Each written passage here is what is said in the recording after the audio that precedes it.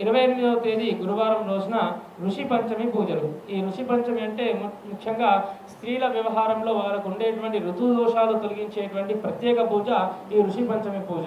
ఇది 28వ తేదీ గురువారం రోజున చేయడం జరుగుతుంది.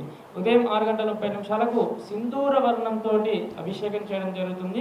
8:30 సప్త ఋషులుగా వలె ఆది గణపతి అలంకరణ. ఉదయం 10 గంటలకు ఏకాక్షర గణపతి మూలమంత్ర సహిత పవమాన సూక్త హోమం ఆ రోజు ఉంటుంది. పవమాన సూక్తం అంటే మనకు ఉండేటువంటి కర్మదోషాలు తొలగించేటువంటి విశేష హోమము పవమాన హోమము. ఇది 12 గంటలకు ఋషి పంచమి పూజ వ్రత కథ ఉంటుంది. ముఖ్యంగా ఋతుక్రమ సంబంధంగా ఉండే దోషాలు తొలగిపోవడానికి ప్రతి స్త్రీ, చిన్నపిల్లలే కావచ్చు, పెద్దవాళ్ళే కావచ్చు, అందరూ తప్పనిసరిగా పాల్గొనాల్సినటువంటి పూజ ఈ మధ్యాహ్నం 12 గంటలకు చేసేటువంటి ఋషి పంచమి పూజ. సాయంత్రం 6 గంటలకు సహస్ర లడ్డూలతో స్వామివారికి ప్రత్యేక పూజ.